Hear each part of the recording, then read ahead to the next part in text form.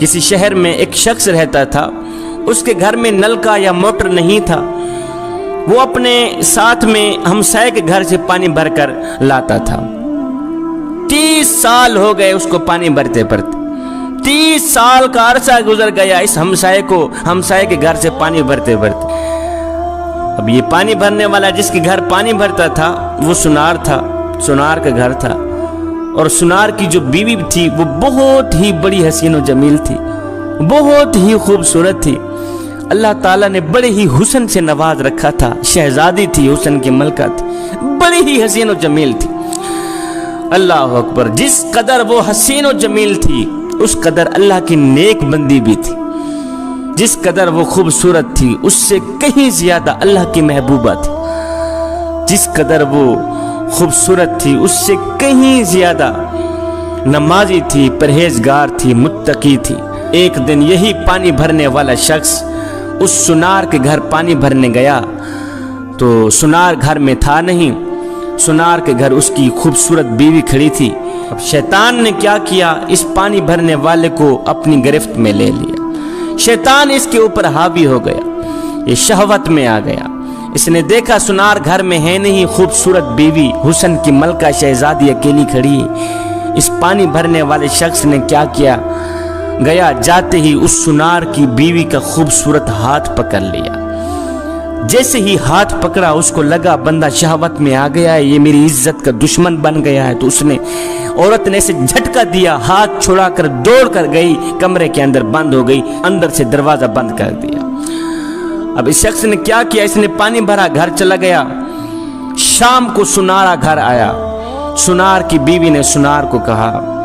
میاں آج کے دن تو نے کون سا ایسا کام کیا تھا، آج کے دن تو نے کون سا ایسا عمل کیا تھا جو اللہ کو پسند نہ ہو، آخر تو نے کون سا ایسا عمل کیا تھا جو اللہ کو بھی پسند نہ تھا، اس کے رسول کو بھی پسند نہ تھا۔ اس نے کہا بھلا ہو بھی، باقی تو میں نے کوئی ایسا غلط کام نہیں کیا، پر ایک کام ہو گیا ہے مجھ سے، ایک غلطی مجھ سے ہو گئی ہے، ایک گناہ ہو گیا ہے کہ آج کے دن ایک خوبصورت عورت میری دکان پر آئی ہے، اس کے ہاتھ میں کنگن پہنانے کے لیے میں نے اس کا ہاتھ پکڑا، اس کا ہاتھ خوبصورت تھا، اس کو جیسے ہی میں نے کنگن پہنایا تو اس کا خوبصورت بازو بھی مجھے نظر آ گیا، جیسے ہی میں نے اس کے خوبصورت بازو کو دیکھا تو میرے اندر شہوت سی آ گئی، میں نے شہوت کی نظر سے اس کو دیکھ لیا، میں نے شیطانی نظر سے اس کو دیکھ لیا، بس یہی گناہ مجھ سے ہوا ہے، یہی غلطی مجھ سے ہوئی ہے۔ یہ سب کچھ سننے کے بعد بیوی بولی، میاں اگر تو کسی کی بیٹی کا ہاتھ نہ پکڑتا تو کوئی میرا ہاتھ بھی نہ پکڑتا، اگر تو کسی کی بیٹی کی عزت کا دشمن نہ بنتا تو آج کوئی میری عزت کا دشمن بھی نہ بنتا۔ تو نے وہاں کسی کی بیٹی کا ہاتھ پکڑا ہے، آج اس پانی بھرنے والے ہمسائے نے تیری بیوی کا ہاتھ پکڑ لیا ہے۔ تو نے کسی کی بیٹی کی عزت کو غور سے دیکھا ہے، گندی نظر سے دیکھا ہے، آج اس پانی بھرنے والے ہمسائے نے تیری بیوی کو گندی نظر سے دیکھا ہے، شیطانی نظر سے دیکھا ہے۔ اگر تو کسی کی بیٹی کا ہاتھ نہ پکڑتا تو آج تیری بیوی کا بھی کوئی ہاتھ نہ پکڑتا، اگر تو کسی کی بیٹی کی عزت کا دشمن نہ بنتا تو کوئی آج تیری بیوی کی عزت کا دشمن بھی نہ بنتا۔ یہ سارا واقعہ سننے کے بعد سنار بولا، میں آج سے پکی توبہ کرتا ہوں، آج کے بعد کوئی ایسا گناہ نہیں کروں گا، آج کے بعد کوئی ایسا کام نہیں کروں گا جو اللہ کو بھی ناپسند ہو، اس کے رسول کو بھی ناپسند ہو۔ رات گزر گئی، دوسرے روز وہی پانی بھرنے والا شخص آیا،